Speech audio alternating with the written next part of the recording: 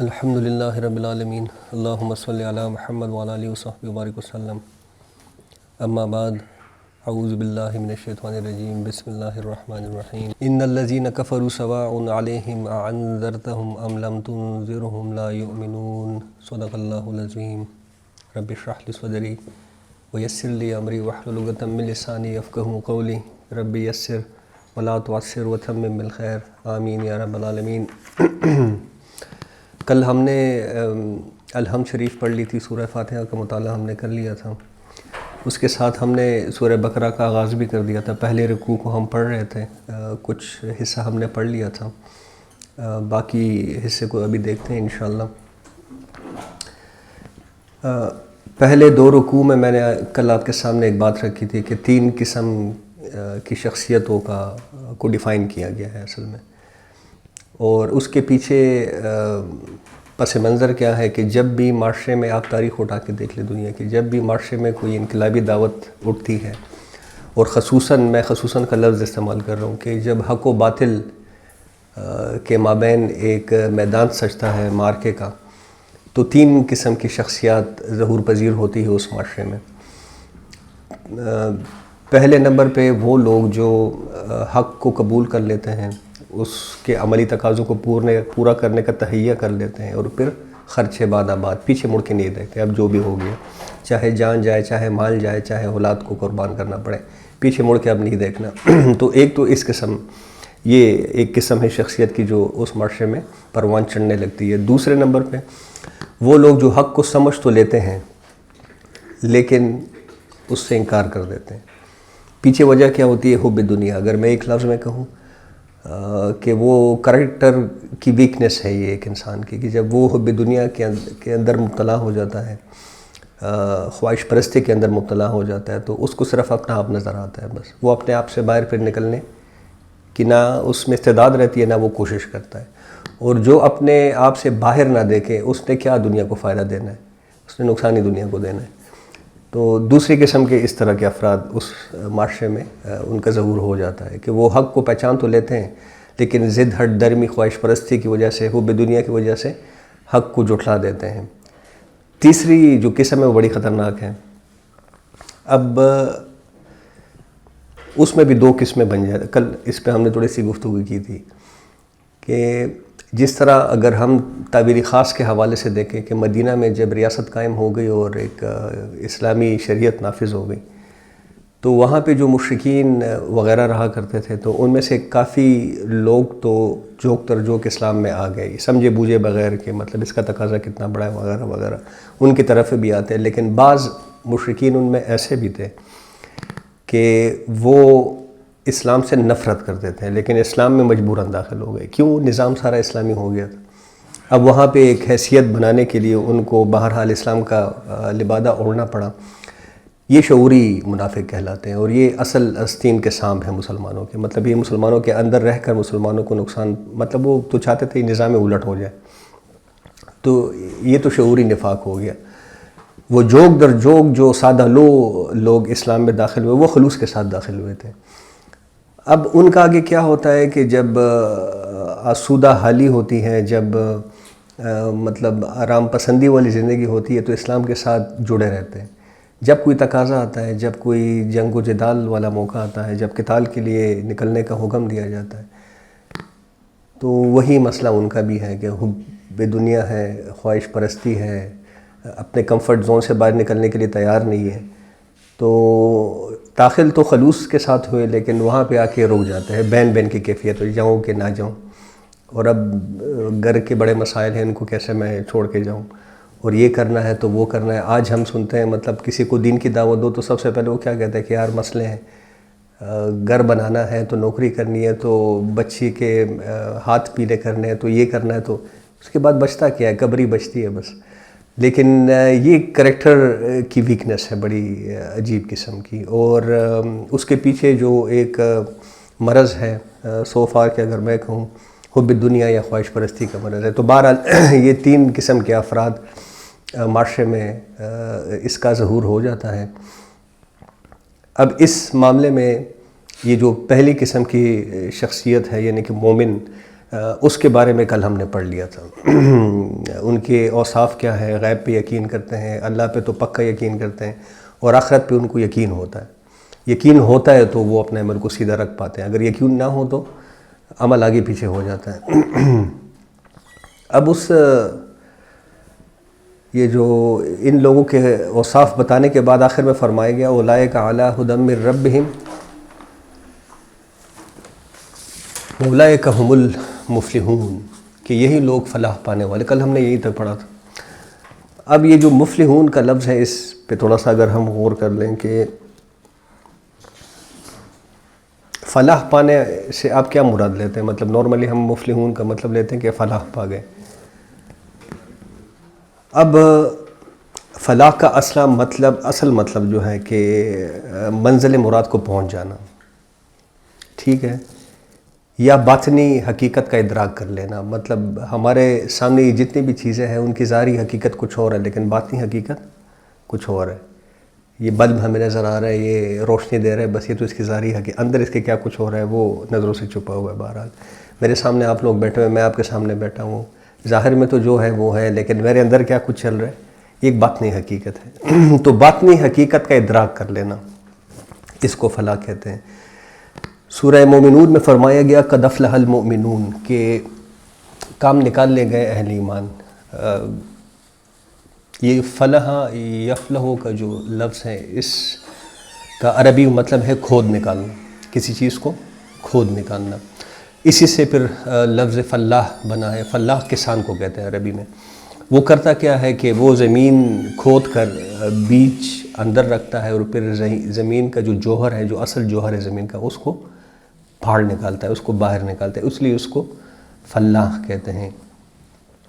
اب اسی طرح اس کانسیپٹ کو ذہن میں رکھتے ہوئے کہ یہ جو مومن ہوتا ہے یہ کیا کرتا ہے کہ اپنی فطرت میں چھپے ہوئے جو جوہر ہیں اس کو یہ پھاڑ نکالتا ہے، یعنی کہ اپنی اصل خودی جو کہ روح ربانی ہے اصل میں۔ کل میں نے آپ کے سامنے وہ آیت کوٹ کی تھی، فطرت اللہ التی فطر الناس علیہا، کہ اللہ نے تو انسان کو اسی فطرت پہ پیدا کیا جو اللہ کی فطرت ہے، وہ جو اچھی باتیں کی طرف ہمیں ابھارتا رہتا ہے، وہ اصل ہماری خودی ہے، تو اس کو نکال کر اپنے نفس پر ظاہر کر دیتا ہے۔ پھر آپ نفسانی طور پہ اس کو نیک عمل ہی پاتے ہیں، اس میں کوئی بری بات نہیں دیکھتے، یعنی کہ اپنے یہ جو ہمارا مادی وجود ہے، اس میں سے وہ جو نور ہے اللہ کا نور، اس کو باہر نکالنا، یہ اصل میں فلاح اور مفلحون کا اصل جو معنی بنتا ہے۔ وہ اقبال صاحب نے بڑے خوبصورت طریقے سے کہا کہ ہے نور تجلی بھی اسی خاک میں پنہا، اور غافل تو نرا صاحب ادراک نہیں ہے۔ ہم تو اپنے آپ کو بس یہ جو جسم ہے اور یہ جو منطق ہے اور یہ جو دماغ ہے اور ادھر جاؤ اور ادھر، ہم تو اسی لیول پہ رہتے ہیں، اصل میں اندر جو ہے اس کی طرف کسی کی نگاہ ہی نہیں ہے۔ بلکہ اگر میں آپ کو کہوں کہ ہمارا سب سے بڑا مسئلہ یہ کہ ہم اپنے ساتھ وقت نہیں گزار سکتے۔ مطلب آپ ذرا اس بات پہ سوچیں، آپ اپنے ساتھ 5 منٹ بھی نہیں گزار سکتے۔ یہ جو سارا دن باغم باغ رہتی ہے نا، یہ کیوں رہتی ہے؟ اندر سے نفس بڑکتا ہے کہ یہ کرو، کھانا کھاؤ تو ادھر جاؤ تو ادھر جاؤ۔ کبھی ہم نے یہ سوچا کہ نہیں، اس کے ساتھ بیٹھ کے ذرا پوچھو کہ کیوں جاؤ، اس کو مطلب سدھار۔ یہ امام غزالی صاحب نے بڑی پیاری تمثیل دی ہے کہ یہ جو نفس ہے انسان کا، اس کی مثال کتے جیسی ہے۔ آپ کتا گھر میں لاتے ہیں، اس کو سدھاتے ہیں، وہ بڑے سال اور 2 سال کی محنت اور ٹریننگ کے بعد وہ اس قابل بنتا ہے کہ اٹھو تو اٹھو اور بیٹھو تو بیٹھو۔ نفس کی وہی مثال ہے، اس کو اگر آپ سدھائیں گے نہیں، اس کے ساتھ ٹائم نہیں گزاریں گے، جو کہ کوئی بھی نہیں گزارتا۔ ایک بات میں نے آپ کے سامنے ایک سوال رکھ دیا، آج اس پہ سوچئے گا۔ کیا سوچنا ہے وہ اس کے بارے میں علامہ اقبال صاحب نے بڑا اچھا کہا ہے کہ اپنے من میں ڈوب کر پا جا سراغ زندگی، اور تو میرا نہیں بنتا نہ بن، اپنا تو بن۔ یہ اللہ کہتا ہے کہ یار چلو مجھ پہ غور، اپنے آپ پہ تو غور کرو نا۔ اگر اپنے آپ کو پہچان لیا تو رب کو بھی انشاءاللہ پہچان لو گے۔ اب اس سے وہ حقیقت جو قرآن ہمیں بتانا چاہتا ہے، اصل میں کیا بتانا چاہتا ہے کہ تم اپنی پہچان اللہ کے پہچان سے بناؤ۔ وہ جو فطرت ہے نا، وہ جو ہمارے اندر، وہ اس کو اپنی پہچان بناؤ۔ سچ بولا کرو، وعدہ خلافی مت کرو، انسانوں سے ہمدردی کیا کرو۔ اللہ کا دین اگر تمہارے سامنے آ گیا، اس کے عملی تقاضوں کو پہچان کر اس کو پورا کرنے کی کوشش کرو، دین کو آگے پہنچاؤ۔ یہ تمہاری اصلی فطرت ہے. تو اپنی پہچان اللہ کی پہچان سے بناؤ جو فطرت ہمارے اندر رکھی ہے. یہ ایک وحدت قائم کر دیتی ہے، اور اسی وحدت میں امن ہے. اگر میں آپ کو بتاؤں وہ کیا ہے کہ دلوں کا اطمینان تو اس کے بغیر نہیں ہے. اللہ کے ذکر کیا مطلب، وہ اللہ کے ذکر کو اپنے اوپر طاری کر لو تو امن میں آ جاؤ گے. اب دیکھیں اگر یہ نہیں ہوگا تو پھر کیا ہوگا، پھر کانفلکٹ ہوگا. وہ خصیم و مبین کا جو ذکر آتا ہے قرآن میں نا کہ اس کو میں نے پیدا کیا اور یہ کھلا جھگڑالو بن گیا. جھگڑالو سے کیا مراد ہے کہ جب ہم اپنی پہچان اللہ سے ہٹ کے بنانے کی کوشش کرتے ہیں تو مسئلے کے اندر پڑ جاتے ہیں. کیوں؟ آج سائیکالوجی ہمیں کہتی ہے کہ جہاں پہ بھی ڈیویژن ہوگی وہاں کانفلکٹ لا محالہ ہوگا. مطلب یہ انیویٹیبل ہے. تو اگر ہم اپنی پہچان اللہ کی پہچان سے بنائیں گے، وحدت کو قائم کریں گے، امن ہوگا، کوئی کانفلکٹ نہیں ہوگا. اگر ہم نے اپنی پہچان اللہ کے پہچان کو چھوڑ کے الگ سے بنا لی، ڈیویژن کریٹ ہو گئی، اور جہاں پہ ڈیویژن ہوگی وہاں پہ کانفلکٹ ڈیفینیٹلی ہوگا. تو اندر ہمارے کانفلکٹ شروع ہو جاتا ہے. آج یہ کانفلکٹ تمام انسانوں کے اندر موجود ہے اور اپنے پیک تک پہنچا ہوا ہے. تو بہرحال یہ کل ہم نے پڑھ لیا تھا، ویسے ہی میں نے کہا ایک دو تین باتیں ذرا اس میں ہم مستحضر کر لیں. آگے فرمایا ان الذین کفروا سواء علیہم اانذرتہم ام لم تنذرہم لا یؤمنون. بے شک وہ لوگ جنہوں نے کفر کیا. اب یہ جو کفر کا لفظ ہے اس کو بھی ذرا دیکھ لیں. فلاح کے معنی میں نے آپ کو بتا دی ہیں، جو اس کے اصل معنی ہے کہ اپنی اصل حقیقت کو باہر نکالنا، پھاڑ نکالنا. یہ مفلحون کا مطلب ہے. کفرا کہتے ہیں چھپا دینے کو، ڈھانپ دینے کو. کسان کو کفار بھی کہتا ہے. وہ کیا کرتا ہے، زمین کے اندر بیج کو دبا دیتا ہے، چھپا دیتا ہے، اس لیے اس کو کفار بھی کہتے ہیں. تو کفرا کہتے ہیں چھپا دینے کو. اب یہ جو کافر ہے اس کو کافر کیوں، چھپانے والا، اس کو چھپانے والا کیوں کہتے ہیں؟ بات ادھر ہی آ جاتی ہے کہ انسان کی فطرت تو اندر موجود ہے. آپ کو اندر سے تو آوازیں آتی ہیں کہ اچھا کام کرو، برا کام نہ کرو، لیکن آپ اپنی اس اچھائی کو، اس فطرت کو چھپا دیتے ہیں. تو آپ نے کیا کیا؟ آپ نے کفر کیا. تو ان الذین کفروا، وہ لوگ جو اس حقیقت کو اپنے اندر چھپا دیتے ہیں، وہ لوگ جو کفر کرتے ہیں، سواء علیہم اانذرتہم ام لم تنذرہم لا یؤمنون. ان کے لیے برابر ہے چاہے آپ ان کو ان کی تذکیر کرے یا نہ کریں، ان کو اللہ یاد دلائے یا نہ، ان کو اچھی بات کرے یا نہ کریں، وہ کبھی بھی ایمان نہیں لائیں گے. یہ ایک مطلب جو حق کو سمجھ کر رد کر دے اس کو کون سمجھا سکتا ہے. اس کی مثال ایسی ہی ہے کہ کوئی بندہ سویا ہوا ہے تو اس کو سونا تو ممکن ہے، آپ اس کو جگا دیں گے، لیکن کوئی جاگا ہوا ہو تو اس کو کیسے جگائیں گے؟ یہ ناممکن بات ہے. تو ایک بندے کے اندر حق موجود ہے، وہ اسی کو نہیں مان رہا، اس کو چھپا لیا. تو اب اس کے حق میں یکساں ہے، چاہے آپ اس کو بتائیں یا نہ بتائیں، اچھی بات اس تک پہنچائیں یا نہ پہنچائیں، اس پہ کوئی اثر نہیں ہونے والا. لا یؤمنون، وہ ہرگز ایمان نہیں لائے گا. اب دیکھیں اس مضمون کو سورہ یاسین میں بڑے زور و بست کے ساتھ پیش کیا گیا ہے. وہاں فرمایا گیا کہ لقد حق القول علی اکثرہم فہم لا یؤمنون، کہ اللہ کی بات اکثروں پر بیٹھ چکی ہے تو اب وہ ایمان ہرگز نہیں لائیں گے. انا جعلنا فی اعناقہم اغلالا فہی الی الاذقان فہم مقمحون، اور ان کی گردنوں میں ہم نے تھوک ڈال دیے ہیں اور ان تھوکوں نے ان کو ٹٹھوریوں تک پکڑ لیا ہے، اور اب یہ سر اٹھائے کھڑے ہیں. نہ یہ آگے دیکھ سکتے ہیں، نہ پیچھے دیکھ سکتے ہیں، نہ دائیں دیکھ سکتے ہیں، نہ بائیں دیکھ سکتے ہیں. ان کو کچھ نظر ہی نہیں آ رہا.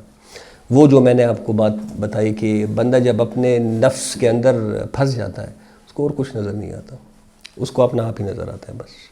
اب یہی بتایا گیا ہے اس آیت میں کہ بس اس کو کچھ نظر ہی نہیں آتا. آپ چاہے ان کو بتائیں تو 10 دفعہ بتائیں، ان کو نظر ہی نہیں آ رہا کچھ. وَجَعَلْنَا مِن بَيْنِ أَيْدِيهِمْ سَدًّا، اور ہم نے ان کے آگے ایک دیوار کھڑی کر دی ہے. وہی اوپر دیکھ رہے ہیں، بس آگے ایک دیوار کھڑی کر دی ہے. وَمِن خَلْفِهِمْ سَدًّا، اور پیچھے ایک دیوار کھڑی کر دی ہے.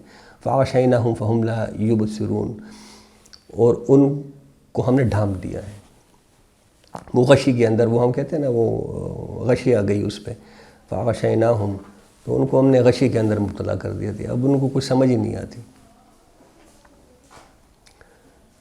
تو سواء علیہم انذرتہم ام لم تنذرہم لا یؤمنون، یہ ہرگز اے نبی صلی اللہ علیہ وسلم ایمان نہیں لائیں گے۔ ختم اللہ علی قلوبہم، مہر لگا دی ہے اللہ نے ان کے قلبوں پر، ان کے دلوں پر، وعلی سمعہم، اور ان کی سماعت پر، وعلی ابصارہم غشاوہ، اور ان کی بصارت پہ پردہ ڈال دیا اللہ نے۔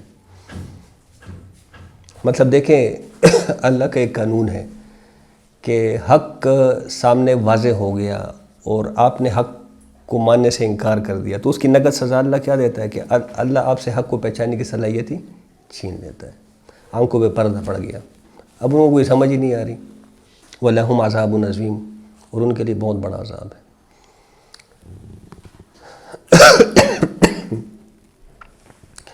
آج میرے گلی کی کیفیت کل سے بھی خراب ہے، تو اللہ خیر کریں، دیکھتے ہیں کہاں تک۔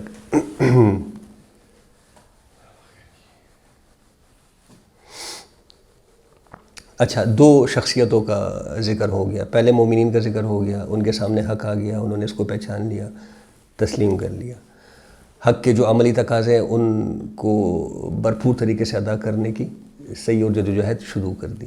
دوسرے نمبر پر وہ لوگ جیسے کہ ابو جہل ہیں، جیسے کہ کافی سارے وہ ابو لہب ہیں، ان کے سامنے حق آ گیا، انہوں نے پہچان بھی لیا حق کو، لیکن ہٹ درمی کی وجہ سے، تعصب کی وجہ سے، خواہش پرستی کی وجہ سے، حب دنیا کی وجہ سے اس کو ٹکرا دیا۔ تو ان کے ساتھ اللہ نے کیا کیا وہ بھی آپ کے سامنے بات آ گئی۔ وَلَهُمْ عَذَابٌ عَظِيمٌ، بات اس پہ ختم ہوئی۔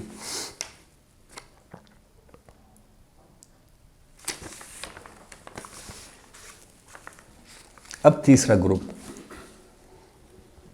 شروع میں تو بات آ گئی تھی سامنے کہ دو قسم کے جو افراد ہیں وہ تو آپ کے سامنے آ گئے۔ اب تیسری جو شخصیت ہے وہ کیا ہے؟ بین بین والی شخصیت، اب ان کے بارے میں ذکر ہے۔ وَمِنَ النَّاسِ، دیکھیں ایک رکوع کمپلیٹ ہو گیا، ایک رکوع میں دو شخصیتوں کو اختصار کے ساتھ سمیٹ لیا گیا۔ اس کی ایک وجہ ہے بڑی بنیادی، یہ مصحف کے اعتبار سے تو دوسری صورت ہے لیکن مدنی صورت ہے۔ اس سے پہلے مکی قرآن 12-13 سال میں جو نازل ہو چکا ہے،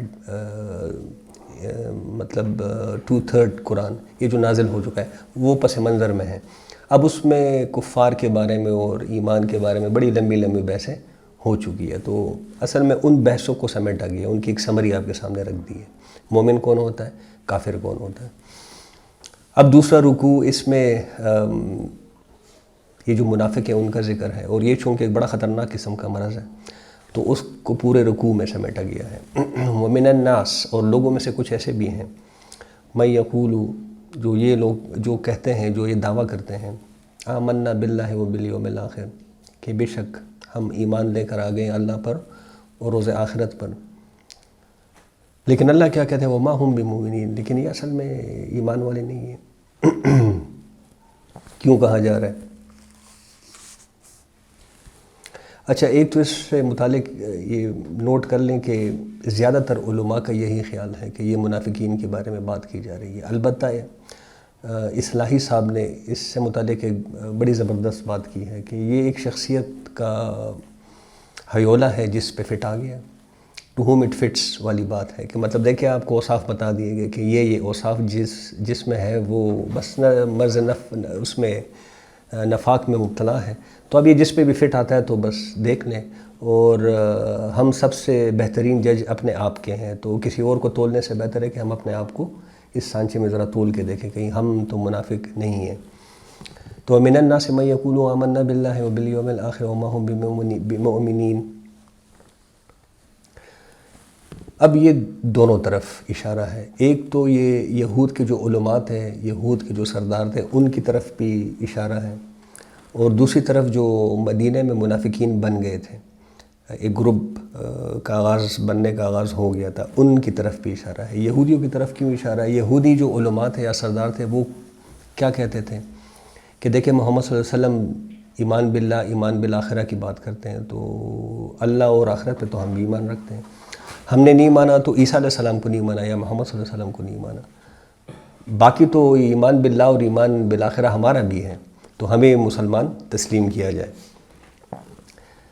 تو ایک تو ان کی طرف اشارہ ہے کہ وہ ما ہم بھی، اللہ کہتا ہے کہ تم بھی مومن نہیں ہو، مطلب یہ ہے کہ وہی اپنی رسپانسبلٹی کو یہ پہچاننے سے انکار کر رہے ہیں۔ مطلب دنیا کا جو امتحان چل رہا ہے، اب جو لوگ ہیں ان کا امتحان تو قرآن کے حوالے سے ہوگا، محمد صلی اللہ علیہ وسلم کی شریعت کے حوالے سے ہوگا۔ وہ موسیٰ علیہ السلام کی شریعت لے کے بیٹھے ہوئے، اب یہ ایسے ہی ہے کہ آپ کا پیپر تو بایولوجی کا ہے، آپ میتھس کی تیاری کرنے لگے، تو اس کا جو نتیجہ نکلے گا وہ سب کے سامنے ہے بہرحال۔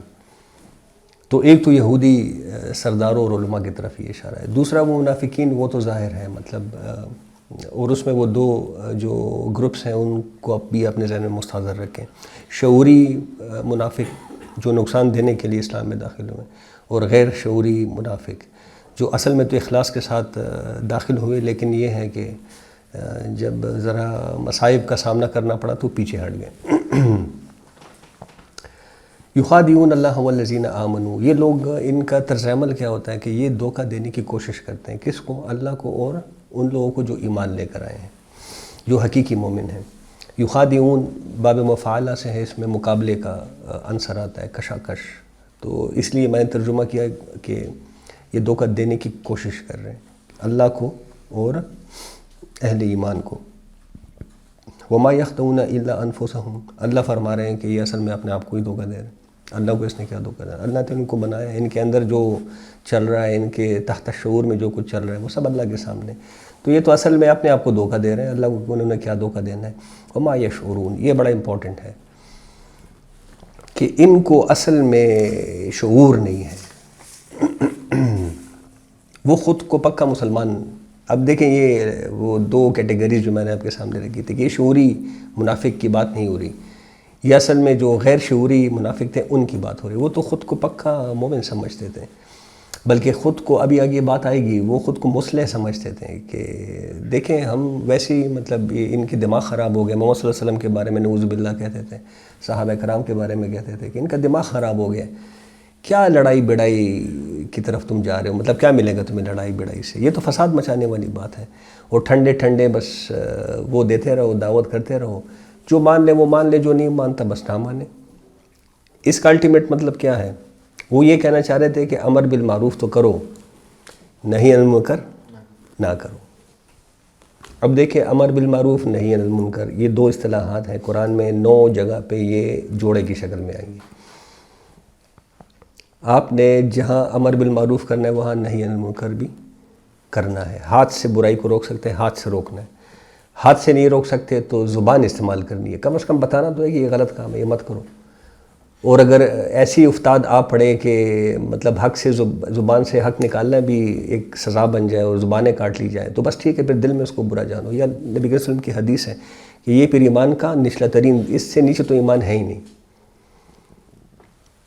تو یہ معاملہ تھا ان کے ساتھ کہ امر بالمعروف تو کرو، نہی عن المنکر مت۔ اب دیکھیں یہ جوڑا کی شکل میں قرآن میں 9 جگہ پہ آئے۔ گاڑی کے 2 پہیے ہیں، یہ دونوں پہیے ہوں گے تو گاڑی سیدھی چلے گی، ایک پہیہ نکال دو تو کیا ہوگا؟ وہ دائرے کے اندر جلیبیاں بنانا شروع۔ اب دیکھیں ہر کوئی جلیبی آج کل بنا رہا ہے۔ یہ اصل میں ہمارا المیہ ہے آج، کہ ہم سب اسی سوچ کے شکار ہیں کہ ٹھنڈا ٹھنڈا دعوت دو، جو سنتا ہے سنے، جو نہ سنے نہ سنے، نظام خراب ہے ہو، ہمارے سے کیا لینا دینا۔ 80% ہمارے ایسے لوگ ہیں جن کو 2 وقت کا صحیح کھانا نہیں ملتا، نہ ملے، ہمیں اس سے کیا لینا دینا، ہمیں تو 5 وقت کا ملتا ہے الحمدللہ۔ اچھا مطلب لوگ بھوکے مر رہے ہیں، یہ سندھ میں، انٹیریئر سندھ میں کیا حالات ہیں، انٹیریئر پنجاب میں کیا حالات ہیں، افریقہ میں لوگوں کے کیا حالات ہیں، ہمیں اس سے کیا لینا دینا۔ ہم تو اسی نظام کو مضبوط کرتے رہیں گے، مطلب ہم یہ جاب کرتے ہیں اس نظام میں، یا جو کاروبار کرتے ہیں اور اپنے آپ کو پھلنے پھولنے اور پھیلنے کی یہ مشقیں جو کرتے رہتے ہیں، یہ منصوبے جو بناتے ہیں، یہ اصل میں ہم کیا کر رہے ہیں؟ نظام کو مضبوط بنا رہے ہیں، نظام کو پھیلا رہے ہیں، نظام کو مزید سے مزید مضبوط کرتے جا رہے ہیں، لیکن ہمیں سے کوئی لینا دینا نہیں۔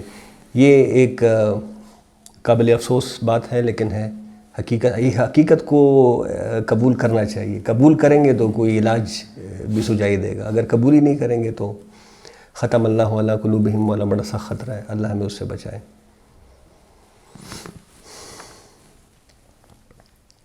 تو یخادعون الذین والذین آمنوا وما یخدعون الا انفسہم وما یشعرون فی قلوبہم مرض۔ اب دیکھیں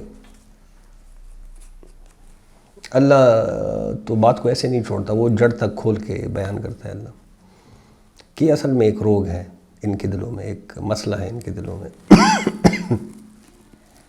ایک لفظ میں کہوں تو وہی حب دنیا پہ بات جا کے رکے گی کہ یہی روگ ہے اصل میں ان کے، یہ اپنے خواہشات سے پیچھا نہیں چھڑا سکتے۔ اب دیکھیں ضروریات اور خواہشات میں بڑا وہ کہتے ہیں نا، بڑی تھن سی ایک لائن ہوتی ہے کہ میری ضروریات کیا ہے اور میری خواہشات۔ دین ہمارا ہمیں یہ سبق دیتا ہے کہ اپنی ضروریات تک محدود رہو، خواہشات کے پیچھے مت پڑو۔ خواہشات کا ایک مسئلہ ہے کہ ہزاروں خواہش ہے ایسی کہ ہر خواہش پہ دم نکلے، اور بہت نکلے میرے ارمان، پھر بھی کم نکلے۔ مطلب وہ بندہ قبر تک چلا جاتا ہے لیکن اس کے خواہشات نہیں پوری ہوتی۔ ہماری تو چھوڑو، مطلب یہ جو ہمارے بڑے بڑے سیاستدان ہیں اور یہ جو دنیا میں بڑے بڑے مالدار لوگ ہیں، ان کو دیکھ لیں، مطلب ساری دنیا تقریباً ان کے ہاتھ میں، لیکن نظر پھر بھی آگے ہیں۔ تو فی قلوبہم مرض، ان کی دلوں میں یہ مرض ہے اصل میں۔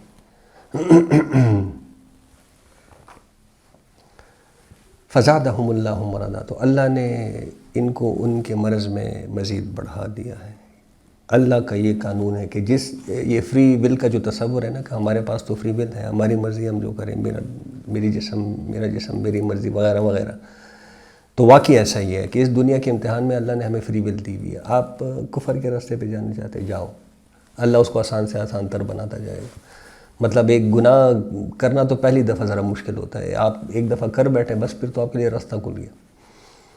آپ ایمان کے راستے پہ چلنا چاہتے ہیں، اللہ آپ کے لیے وہ راستہ آسان کر دے گا۔ قرآن میں ذکر ہے نا کہ جو اسلام پر چلنا چاہتا ہے تو اللہ اس بندے کا سینہ اسلام کے لیے کھول دیتا ہے، اس کے لیے اسلام پہ چلنا آسان ہو جاتا ہے۔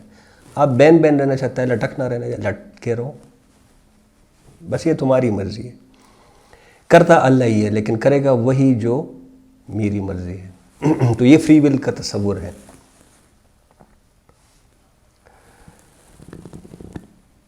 اچھا، یہ جو مرض ہے اس کو سورہ حدید میں بڑے پیارے طریقے سے بیان کیا گیا ہے۔ ایک سینیریو وہاں پہ بیان ہوا ہے کہ قیامت کے دن کیا ہوگا کہ جو مومنین ہوں گے ان کا نور ان کے آگے آگے اور ان کے دائیں طرف بھاگ رہا ہوگا، اور وہ اس نور کی مدد سے جنت کی طرف رواں دواں اپنا سفر کر رہے ہوں گے۔ پیچھے منافقین ہوں گے، اب ان کے پاس تو نور ہے ہی نہیں، وہ تو مسائل کا شکار ہے۔ وہ پیچھے سے ان کو آوازیں لگا رہے ہوں گے کہ ذرا تھوڑی دیر ٹھہرو، ہم بھی آپ کی نور سے کچھ فائدہ اٹھائیں، مطلب ہم بھی اس نور میں جنت کی طرف چلے جائیں۔ تو ان کو روکا جائے گا کہ نہیں، یہ نور تو پیچھے سے لایا جاتا ہے، وہ تو موقع ضائع ہو گیا، تو اب مزے کرو۔ تو یہ پیچھے سے پھر ان کو آواز دیں گے کہ یار ہم تو ایک ساتھ ہی دنیا میں رہتے تھے، ایک ہی مسجد میں نمازیں پڑھا کرتے تھے، ایک ہی محلے میں رہتے تھے، یہ کیا ہو گیا؟ مطلب اب تم ادھر جا رہے ہو، ہم ادھر جا رہے ہیں۔ اب اہل ایمان جو جواب دیں گے وہ بڑا زبردست جواب ہے، اس کے اندر اس مرض کا تھوڑا سا حدود اربع بتایا گیا ہے۔ وہ کہیں گے قالوا بلا، وہ کہیں گے کیوں نہیں، ایسا ہی تھا کہ بے شک ہم تو ایک ہی مسجد میں نماز پڑھا کرتے تھے، ایک ہی محلے میں رہتے تھے، وَلَكِنَّكُمْ فَتَنْتُمْ أَنفُسَكُمْ، لیکن یہ ہے کہ تم نے اپنے انفس کو، اپنے نفسوں کو فتنے کے اندر مبتلا کیا۔ اب فتنہ کیا ہے یہ بھی قرآن واضح کرتا ہے۔ قرآن کیا کہتا ہے؟ کیا چیز فتنہ ہے؟ مال فتنہ ہے، اولاد فتنہ ہے، ازواج فتنہ ہے، حب دنیا فتنہ ہے، خواہش پرستی فتنہ ہے۔ تو تم ان چیزوں کا شکار ہو گئے، حب دنیا کے شکار ہو گئے، کمفرٹ زون کے اندر جا کے بیٹھ گئے، 5 وقت کی نمازیں پڑھ کے سمجھے کہ بس بات ختم ہو گئی۔ ایسے نہیں ہے۔ وَلَكِنَّ فَتَنْتُمْ أَنفُسَكُمْ، یہ اصل میں تم نے فتنے میں اپنے آپ کو ڈالا۔ اس کا نتیجہ کیا نکلا؟ وَتَرَبَّصْتُمْ، تم تربص کا شکار ہو گئے، گو مگو کا شکار، جاؤں نہ جاؤں، کروں نہ کروں، وہی باتیں سامنے آ گئی۔ پہلے مطلب بچوں کی تعلیم مکمل ہو جائے، پہلے میں ریٹائر ہو جاؤں، تو اس کے بعد جو کرنا ہے پھر کرنا ہے۔ تربص کا شکار ہو گئے۔ اب اس کا کیا نتیجہ؟ وَارْتَبْتُمْ، تم شک میں پڑ گئے، بھئی قیامت ہوگی تو ہوگی، دیکھا جائے گا۔ یہاں پہ اللہ نے اتنا کرم کیا تو وہاں پہ بھی اللہ کرم کرے گا۔ تم ان شکوک و شبہات کا شکار ہو گئے۔ وَارْتَبْتُمْ، اور اس کا کیا نتیجہ نکلا؟ وَغَرَّتْكُمُ الْأَمَانِيَّ، تم اپنی وشفل تھنکنگ کے اندر مبتلا ہو گئے کہ بہرحال ہم کس کے امت کے ہیں؟ محمد صلی اللہ علیہ وسلم کی امت کے ہیں، بخشائے ہیں۔ وہ جو یہود کہتے تھے کہ یہ جہنم کی آگ تو ہمیں چھو ہی نہیں سکتی مگر گنتی کی چند دن، یہی خیالات ہمارے بھی ہیں۔ مطلب اندر ذرا اپنے آپ میں، یہ جو میں کہتا ہوں نا اپنے ساتھ وقت گزارنا مشکل ہے، ذرا وقت گزارے اپنے نفس کو پہچانے، آپ کو پتہ چلے گا آپ کے اندر بھی میرے اندر بھی یہی باتیں چل رہی ہیں کہ اللہ خیر کرے گا، بس جو کرنا ہے کرو۔ تو وغرتکم الامانیہ، تم اپنی وشفل تھنکنگ کے اندر گرفتار ہو گئے، اور اس کا کیا نتیجہ نکلا؟ حتی جاء امر اللہ، یہاں تک کہ اللہ کا امر آ گیا۔ اللہ کا امر سے کیا مراد؟ موت کا وقت آ گیا، اب ہاتھ میں کچھ نہیں رہا۔ وغرکم باللہ الغرور، اور وہ جو بڑا دھوکے باز تھا اس نے اللہ سے متعلق تمہیں بڑے دھوکے میں رکھا۔ بڑا دھوکہ باز کون ہے؟ شیطان، ابلیس۔ تو یہ اصل میں اسی کی کارستانی، وہ پیچھے سے وہ کیا کہتے ہیں، وہ باغے سارے وہی سنبھال رہے ہیں اصل میں۔ تو اپنے نفس تک پہنچو گے تو پتہ چلے گا کہ یہ گرفتار ہے، یہ آزاد ہے ہی نہیں۔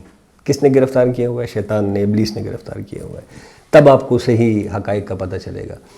وہ غیب پہ ایمان لانا اس لیے ضروری ہے کہ یہ سارے، اب شیطان غیب کی چیز ہے، اس پہ کوئی سوچتا ہی نہیں ہے، ہوگا تو ہوا کرے گا۔ بھئی سب سے بڑا دشمن ہے ہمارا، کیسے ہوا کرے گا؟ تو وغرکم باللہ الغرور۔ سورہ توبہ میں بات کو ذرا مزید کھولا گیا ہے۔ اب سورہ توبہ میں باقاعدہ اہل ایمان کو تنبیہ دی گئی ہے کہ اگر تمہاری یہ جو محبتیں ہیں، اب کون سی محبت ہے، ابھی یہ کھول کے سامنے رکھ دی گئی ہے آیت، کہ یہ تمہاری جو محبتیں ہیں، تمہاری جو خواہشات ہیں، یہ اگر اللہ کی خواہشات اور اللہ کی محبت سے تمہیں عزیز تر بن جائے تو پھر تم مسئلے کے اندر ہو۔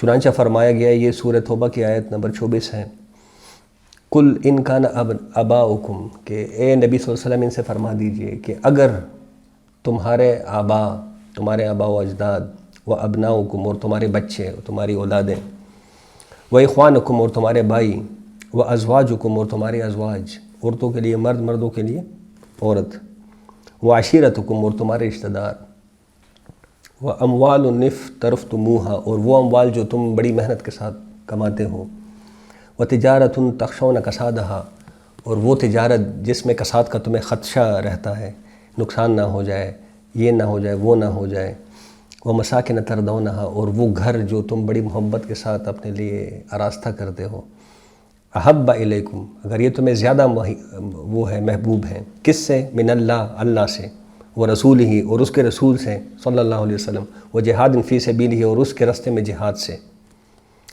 8 محبتیں ایک طرف ہو گئی، 3 محبتیں دوسری طرف ہو گئی۔ اگر یہ 8 محبتیں تمہیں زیادہ عزیز ہیں ان 3 محبتوں سے، تو کیا ہوگا؟ فتربصوا، تو پھر انتظار کرو۔ ڈاکٹر صاحب کیا کہتے تھے کہ پھر دفع ہو جاؤ، تو بڑی سخت بات کرتے تھے کہ پھر اللہ کیا کہتے ہیں؟ دفع ہو جاؤ پھر، حتی یاتی بامرہ، یہاں تک کہ میرا امر آ جائے، وہی کہ تمہارے موت کا ٹائم آ جائے، بس اس وقت تک انتظار کرو، جو بھی کرنے کرو۔ پھر مطلب جانوروں کا کیا کام ہوتا ہے؟ کھاؤ پیو، عیش کرو، مزے کرو، مر جاؤ، پھر یہی زندگی ہے۔ تو اللہ اس طرف اشارہ کر، پھر کرو جو کرتے ہو کرو۔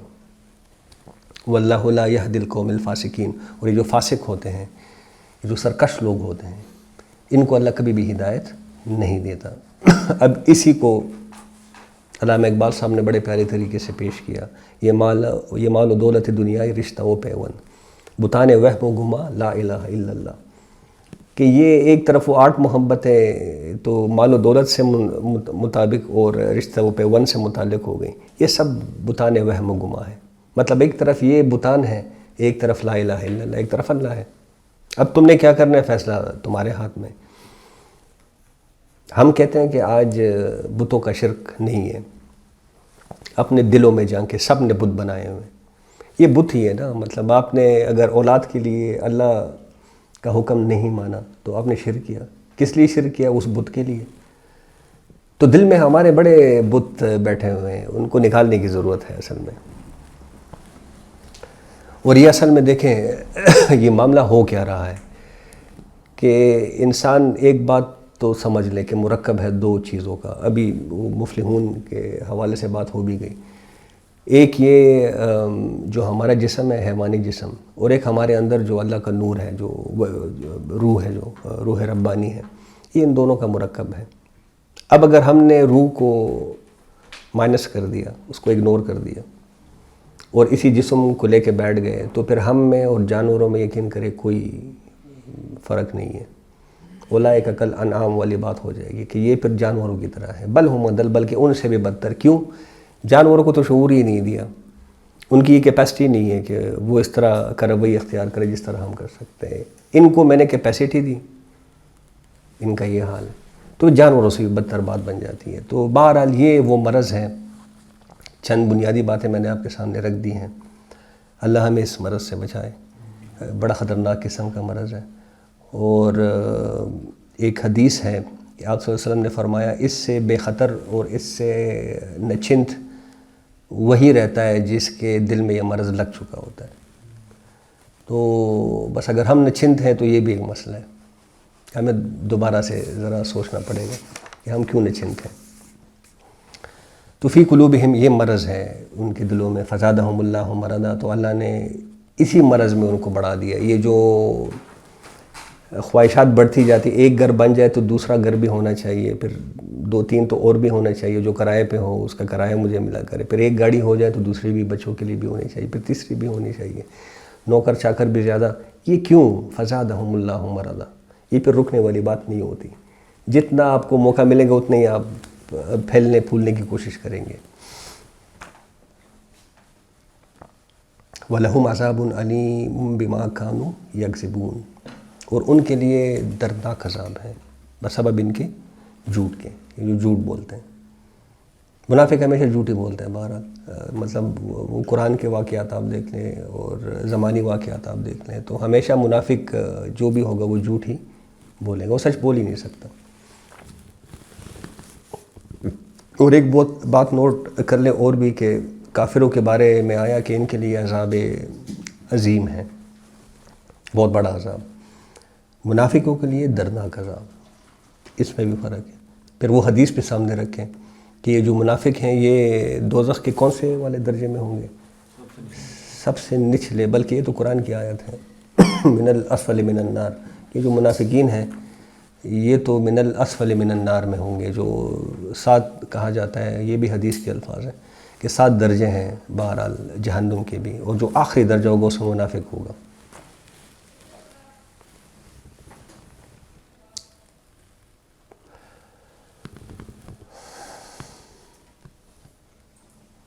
وَإِذَا قِيلَ لَهُمْ لَا تُفْسِدُوا فِي الْأَرْضِ. اور جب ان سے کہا جاتا ہے کہ دیکھو تم زمین میں فساد مت مچاؤ.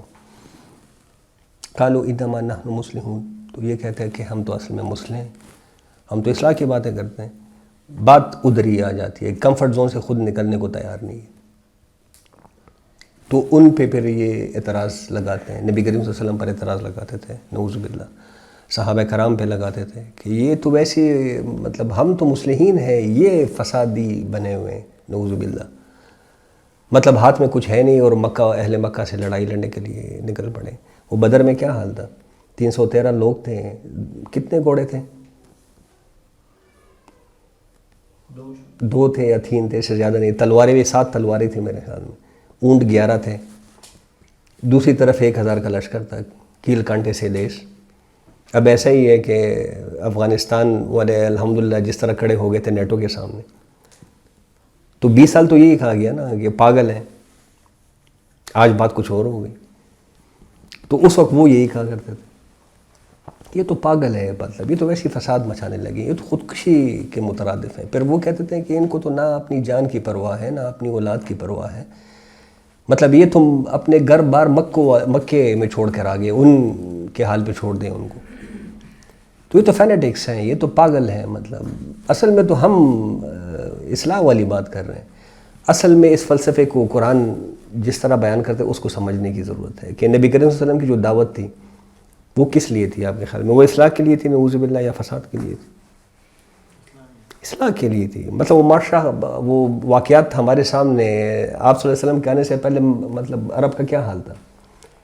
کبھی بکریوں کے اس پہ جھگڑا اور وہ 400 سال چلتا تھا. کبھی گالی دینے پہ 2 قبیلوں میں لڑائی ہو جاتی تو سالوں سال پھر چلتی تھی. تو مطلب فساد تو مچا ہوا تھا آلریڈی معاشرے میں. اس کو اصلاح سے بدلنے کے لیے اللہ نے نبی کریم صلی اللہ علیہ وسلم کو بھیجا. تو ان کی جو دعوت تھی نبی کریم صلی اللہ علیہ وسلم کی وہ اصلاح کے لیے تھی اصل میں. اب اس کو روکنا اصل میں فساد تھا. مطلب جو آلریڈی معاشرے میں فساد برپا تھا اس کو سپورٹ کرنے کے مترادف ہے. بین ہی آج یہ جو فسادی نظام بنا ہوا ہے اس ملک میں، اگر کوئی اس کے خلاف آواز اٹھاتا ہے اور کوئی اس کو روکتا ہے تو اس کی بھی وہی حیثیت ہے. وہ اصل میں فساد کو سپورٹ کر رہا ہے پھر؟ مطلب ہم بات کرتے ہیں، ہم تو اصلاح کے لیے بات کرتے ہیں، قرآن نے ایک نظام دیا ہے، اس کو کیوں کام نہیں کرتے؟ وہ خود مطلب ایمان تو لے آئے ہم کہ اللہ ہے، یہ اسی کی کتاب ہے، اس میں سب کچھ حق ہے، سچ ہے، اس کو امپلیمنٹ کرنے کے لیے تیار نہیں ہے، تو ہم کیا کر رہے ہیں؟ مطلب یہ کہ ہم پھر وہ سپورٹ نہیں کر رہے. میں اس لیے کہہ رہا ہوں کہ ذرا اپنے دلوں کو ٹٹول کر بار بار دیکھنے کی ضرورت ہے. وَإِذَا قِيلَ لَهُمْ لَا تُفْسِدُوا فِي الْأَرْضِ قَالُوا إِنَّمَا نَحْنُ مُصْلِحُونَ، تو وہ کہتے تھے کہ ہم تو مسلم ہیں، اصل میں یہ فسادی ہیں، یہ جو ویسی لڑائی بڑائی کی باتیں کرتے ہیں اور ویسی جنگ و جدال کی باتیں کرتے ہیں، آرام سے بیٹھو. وہ ایک صاحب کہتے ہیں کہ نہیں المنکر ہم کرتے نہیں ہیں، کیوں؟ اس سے لوگ خفا ہو جاتے ہیں، پھر لوگوں تک دعوت نہیں پہنچتی. یہ کوئی کرنے کی باتیں تو نہیں ہے، لیکن بہرحال الا انہم ہم المفسدون. اب دیکھیں اللہ نے اس پہ مہر ثبت کر دی ہے، جو میں نے آپ کے سامنے بات رکھی کہ اصل میں یہی فسادی ہے، یہ اصلاح کو پہلے نہیں دے رہے. اب دیکھیں وہ جو معاشرے کا حال بن گیا تھا، اس کے لیے آپریشن کی ضرورت تھی. آپ کے اندر جب کوئی کینسر آ جاتا ہے تو آپ کیا کرتے ہیں؟ لوگ ہاتھ کاٹنے پہ مجبور ہو جاتے ہیں، پاؤں کاٹنے پہ مجبور ہو جاتے ہیں. مطلب یہ کوئی آسان بات ہے، لیکن یہ فیصلہ کرنا پڑتا ہے. اب کوئی آ کے آپ کو کہے کہ یار مت کاٹو تم اپنا ہاتھ، تو وہ تمہارا وہ کیا خیال ہے؟ وہ دشمن ہے آپ کا یا دوست ہے آپ کا؟ ادروائز تو سارے جسم میں کینسر پھیل جائے گا، موت واقع ہو جائے گی. تو یہ جو لوگ کہتے ہیں کہ ہم تو اصل میں مسلم ہیں، یہ الا انہم ہم المفسدون، اللہ کہہ رہے ہیں کہ اصل میں یہ مفسدون ہیں، یہ فساد مچانے. ولکن لا یشعرون، ویری امپورٹنٹ، ان کو اصل میں شعور نہیں ہے.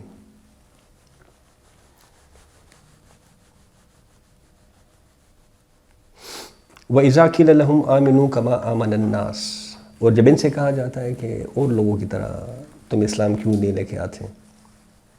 یہ اور لوگ کون ہیں آپ کے خیال میں؟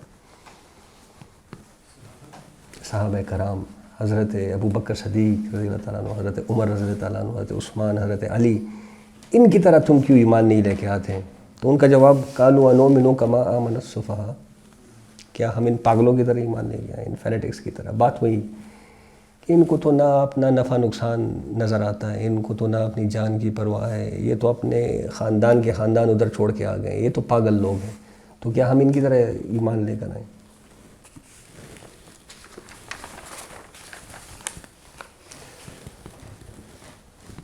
اب اللہ کیا فرما رہے ہیں؟ برجستہ جواب ہے، الا انہم ہم السفہاء ولکن لا یعلمون.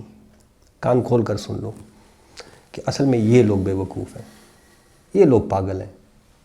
ولکن لا یعلمون، لیکن ان کو علم نہیں ہے، ان کا دماغ اتنا ہے ہی نہیں کہ ان کو یہ باتیں سمجھ آ سکے. یہ اپنے آپ سے باہر دیکھنے کے لیے تیار ہے. دیکھیں یہ جو ہمارا اسلام، دین اسلام ہے، یہ آپ کو سیلف لیس اپروچ دیتا ہے. آپ خود سے نکلیں گے تو کچھ کر پائیں گے، اگر اپنے اندر رہیں گے تو کچھ بھی نہیں کر سکتے. یہ وہ کون سے امام ہے وہ جو فارسی کے شعر کہتے ہیں؟ رومی صاحب کا ایک بڑا زبردست شعر ہے. انہوں نے ایک شعر لکھا ہے کہ ہمیں وہ سفر درپیش ہے جو ہم نے ہم ہوئے بغیر کرنا ہے.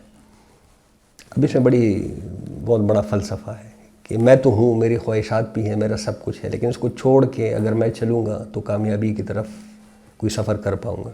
اگر میں اسی کے اندر رہ گیا تو یہ مجھے جہنم کے اندر، وہ جس طرح اس میں سورہ تبارک الذی بیدہ الملک میں وہ جو آتا ہے کہ کیا بھلا وہ شخص جو پیٹ کے بل زمین پر چل رہا ہے وہ ہدایت پر ہے، یا جو سیدھا کھڑا ہے جس کو اپنی منزل نظر آ رہی ہے، یا وہ ہدایت پر ہے. پیٹ کے بل کیا مراد؟ کہ جو اپنی خواہشات کے اندر مبتلا ہے. اب دیکھیں یہ جو ہمارا جسم ہے، اس کی ساری ضروریات زمین سے پوری ہو رہی ہے. سورہ مومنون میں بتایا گیا کہ میں نے انسان کو، اللہ تعالیٰ فرماتا ہے کہ میں نے انسان کو مٹی کی جوہر سے بنایا ہے. آپ کے سامنے ایک بات میں نے رکھی تھی، مٹی کا جوہر کس کو کہتے ہیں؟ مطلب اس یہ جو اناج نکل رہی ہے اصل میں اس کا جوہر ہے. اوپر سے بارش ہوتی ہے، نباتات نکلتی ہیں، تو انسان کھاتا ہے تو کیا کھاتا ہے؟ آپ اگر آٹا کھا رہے ہیں تو کہاں سے کھا رہے ہیں؟ ادھر ہی سے کھا رہے ہیں. اگر کوئی سبزی کھا رہے ہیں تو کہاں سے کھا رہے ہیں؟ ادھر ہی سے کھا رہے ہیں. آپ اگر گوشت کھا رہے ہیں تو وہ گوشت کہاں سے آ رہا ہے؟ مطلب یہ سارا ادھر سے ہی آ رہا ہے اصل میں. تو یہ مٹی کا جوہر ہے. اب ہماری ضروریات ساری اس مٹی سے پوری ہو رہی ہے. اب اگر ہم اسی کے اندر مبتلا ہو گئے تو پھر مبتلا رہو، یا پھر دوسری صورت کیا ہو سکتی ہے کہ ہم اپنے اندر اپنی اصل خودی کو پہچان لیں، اس نور کو پہچان لیں اور جسم کو چھوڑ کے اس کے بتائے ہوئے راستے پہ چلیں. یہ کامیابی کا راستہ ہے. باقی ضروریات تو دیکھیں سب کی پوری ہوتی ہے، خواہشات کا مسئلہ ہے بس، وہی تھن لائن ہے، اس کو ذرا دیکھنا پڑے گا. تو الا انہم هم الصفاء ولکن لا یعلمون، ان کو اصل میں علم نہیں ہے، اصل میں فساد یہی لوگ برپا کر رہے ہیں. وَإِذَا لَقُوا الَّذِينَ آمَنُوا، اور یہ جب ملتے ہیں اپنے اہل ایمان سے، جب اہل ایمان سے ملتے ہیں تو ان کا رویہ کیا ہوتا ہے؟ قالوا آمنا، تو یہ کہتے ہیں کہ ہم تو ایمان لاتے ہیں. اب دیکھیں اس میں اشارہ پھر دونوں طرف ہے. جو مدینہ کے منافقین تھے ان کی طرف بھی اشارہ ہے، جو یہود علماء یا سردار تھے ان کی طرف بھی اشارہ ہے، کیونکہ وہ وہی جو آپ کے سامنے میں نے بات رکھ دی کہ دیکھیں ایمان باللہ اور ایمان بالآخرت کی بات کرتے ہیں محمد صلی اللہ علیہ وسلم، ہم تو ایمان رکھتے ہیں دونوں پر. ہم نے نہیں مانا تو عیسیٰ علیہ السلام کو نہیں مانا یا محمد صلی اللہ علیہ وسلم کو نہیں مانا، تو ہم بھی مسلمان ہیں بہرحال. تو وَإِذَا لَقُوا الَّذِينَ آمَنُوا قَالُوا آمَنَّا، دوسری طرف منافق بھی یہی کہتے تھے کہ ہم تو اصل میں اہل ایمان ہیں. تو جب یہ اہل ایمان کے ساتھ ملتے ہیں تو وہ کہتے ہیں کہ ہم ایمان لے کر آ گئے. وَإِذَا خَلَوْا إِلَىٰ شَيَاطِينِهِمْ، اور یہ جب خلوت میں ہوتے ہیں اپنے شیاطین کے ساتھ. شیاطین کس کو کہا گیا ہے؟ وہی یہودی علماء کو، سرداران جو تھے اس کے یہود کے، ان کو کہا گیا ہے. یا پھر جو منافق تھے مدینہ کے اندر، عبداللہ بن ابی ہو گئے جو مدینہ کے منافقین کے سردار تھے، ان کی طرف اشارہ ہے کہ وَإِذَا خَلَوْا إِلَىٰ شَيَاطِينِهِمْ. یہ شیطان کا جو لفظ ہے اس کو بھی ذرا سمجھ لیں. اس سے متعلق دو آراء ہیں. ایک رائے تو یہ ہے کہ یہ شطن یشتنو سے نکلا ہے. شطن یشتنو دور ہو جانا کے معنی میں آتا ہے عربی میں، اور اسی سے یہ باب فعلان کے وزن پر جب آتا ہے، فعلان پہ رحمان بھی ہے، بہت زیادہ رحم کرنے والا. اسی طرح غضبان، بہت زیادہ غصے میں کوئی ہو تو اس کو غضبان کہا جاتا ہے. اسی سے شیطان بہت زیادہ دور ہونے والا. کس چیز سے دور ہونے والا؟ اللہ کی رحمت سے دور ہونے والا، حق سے دور ہونے والا. دوسری رائے ہے کہ یہ شاطا یشیتو سے نکلا ہے. شاطا یشیتو کا مطلب ہے عربی میں، اس کا مفہوم ہے حسد اور بغض کے اندر، غصے کے اندر جلنا.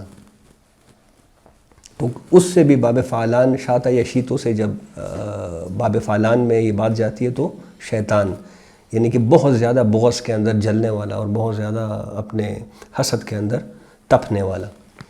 تو اذا خلو الی شیاطینہم، یہ جب خلوت میں ہوتے ہیں اپنے شیاطین کے ساتھ، قالوا انا معکم، تو پھر کہتے ہیں کہ ہم تو اصل میں تمہارے ساتھ ہیں. اب دیکھیں یہاں پہ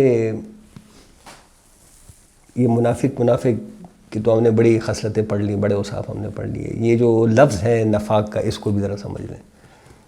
یہ نفقہ سے نکلا ہے. نفق عربی میں کہتے ہیں سرنگ کو.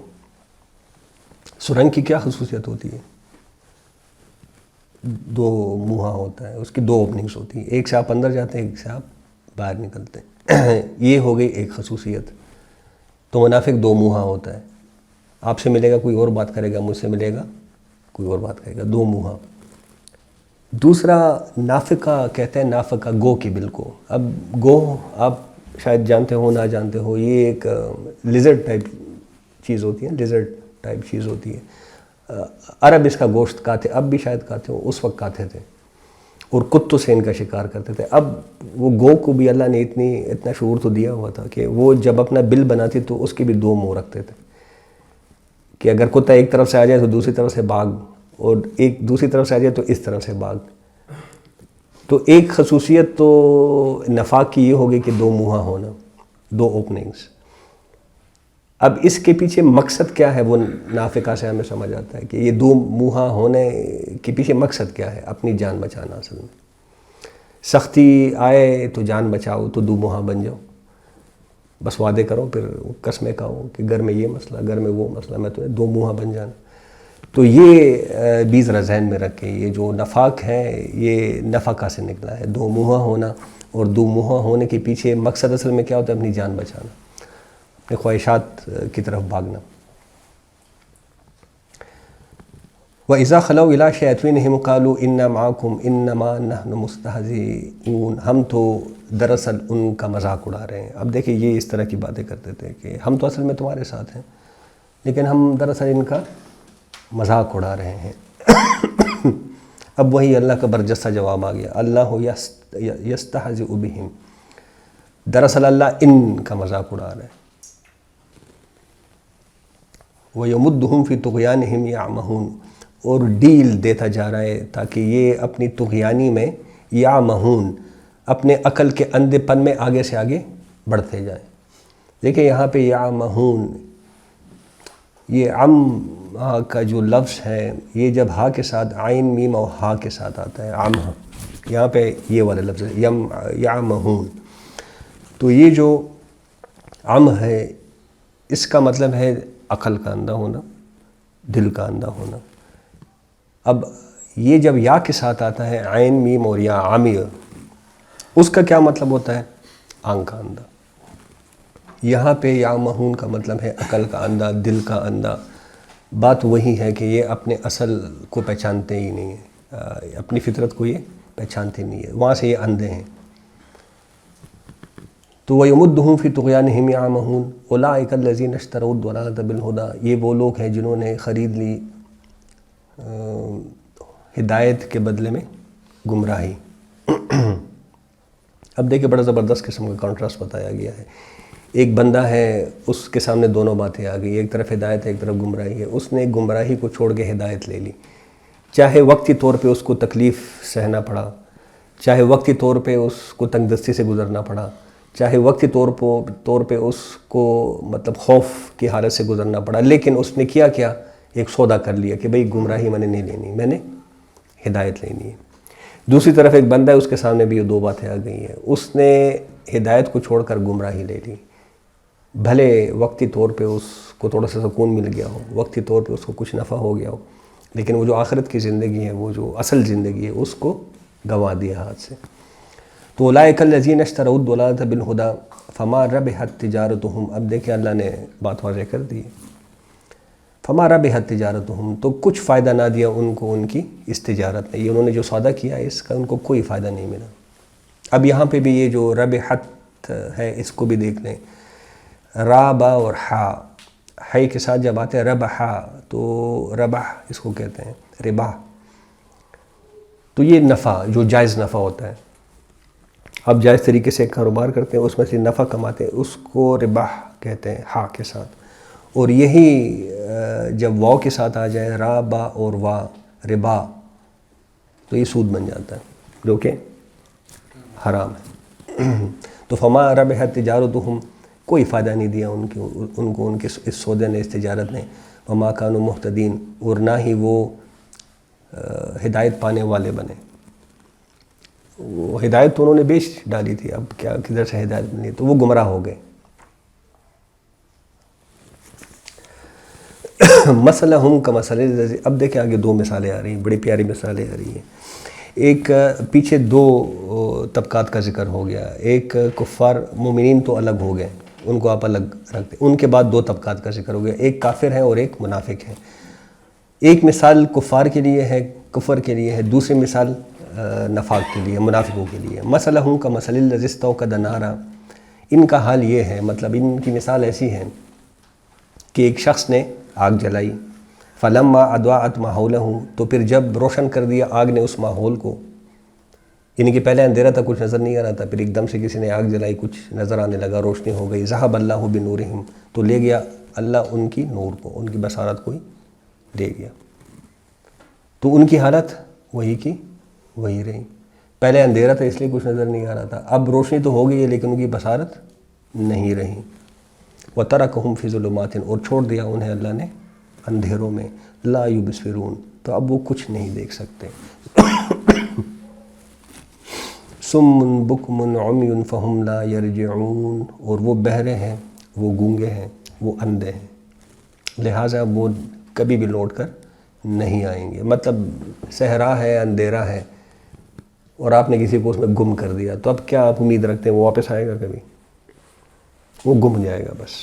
تو یہی حال ان کے ساتھ ہوا ہے۔ اب دیکھیں،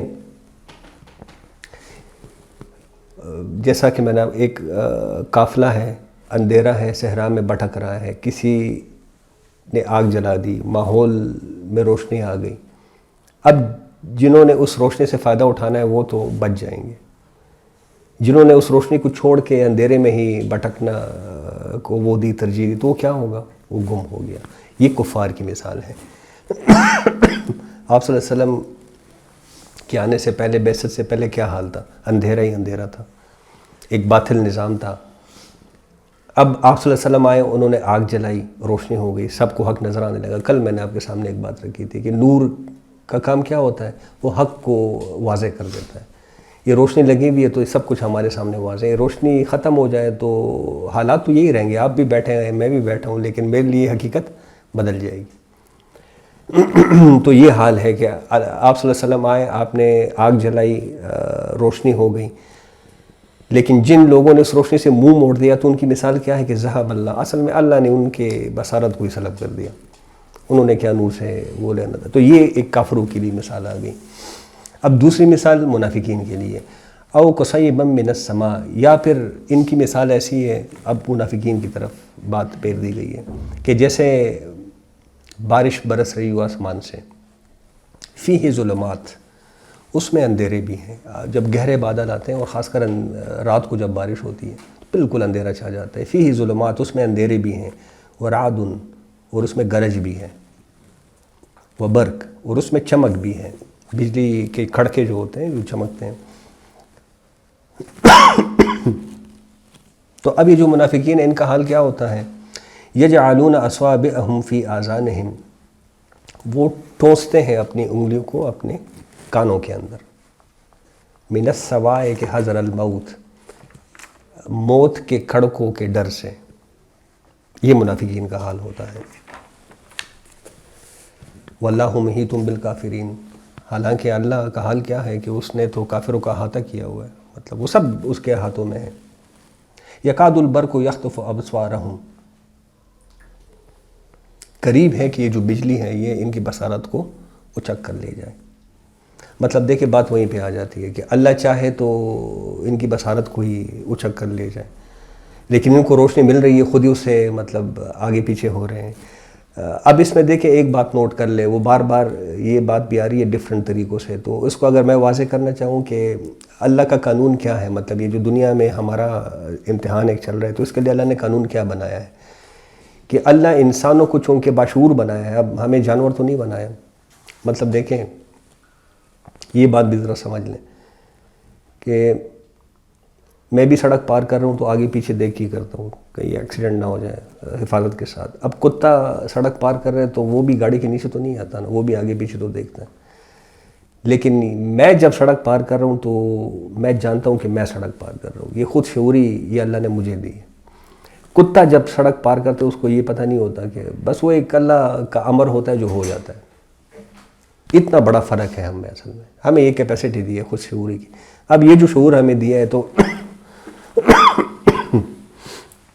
اللہ ہمیں منطق کے ساتھ اور حکمت کے ساتھ سمجھانا چاہتا ہے کہ یہ راستہ چھوڑو، یہ غلط ہے، چاہے تمہیں صحیح نظر آ رہا ہو لیکن غلط ہے، اور اس راستے پہ آ جو یہ صحیح راستہ ہے، حکمت کے ساتھ، منطق کے ساتھ۔ قرآن میں آپ دیکھیں دلائل پہ دلائل ہے، فطری دلائل بھی ہیں، منطقی دلائل بھی ہیں، آپ کو دلائل ہی دلائل ملیں گے۔ تو اللہ دلائل کیونکہ باشعور بنایا ہے اس لیے دلائل کے ساتھ انسان کو صحیح راستے پہ لانا چاہتے ہیں، جبر کے ساتھ نہیں۔ جبر جانوروں کے لیے ہوتا ہے۔ تو یکاد البرق یخطف ابصارہم، تو یہ اللہ کے لیے پاسبل ہے، مطلب وہ چاہے تو ان کی بصارت کو ہی سلب کر دے، لیکن نہیں، فری چوائس ہے، یہ خود ادھر جانا چاہتے ہیں، جانے دو۔ کلما اضاء لهم مشوا فیہ، جب تھوڑی سی روشنی ہوتی ہے تو یہ اس روشنی میں چلنے لگتے ہیں۔ وَإِذَا أَظْلَمَ عَلَيْهِمْ قَامُوا، اور جب ان پہ اندھیرا چھا جاتا ہے، کچھ ذرا خطرات جب سامنے آ جاتے ہیں تو قاموا، تو کھڑے ہو جاتے ہیں، بلکہ الٹے پاؤں پھر جاتے ہیں۔ وَلَوْ شَاءَ اللَّهُ لَذَهَبَ بِسَمْعِهِمْ وَأَبْصَارِهِمْ، اور اگر اللہ چاہتا تو سلب کر دیتا ان کی سماعت کو بھی، ان کی بصارت کو بھی۔ لیکن بات وہیں پہ آ جاتی ہے کہ اللہ کا قانون اس دنیا کے لیے یہ ہے کہ جبر میں نے نہیں کرنا، حکمت کے ساتھ اور منطق کے ساتھ اور دلائل کے ساتھ تمہیں سیدھے راستے کی طرف لے کے آنا ہے۔ نہیں آتے تو مزے کرو۔ ان اللہ علی کل شیء قدیر، اور اللہ بہرحال ہر چیز پر قادر ہیں۔ قولوا قولی ھذا واستغفر اللہ لی ولکم ولسائر المسلمین والمسلمات۔ سوال ہو تو بے شک سوال کر لیں۔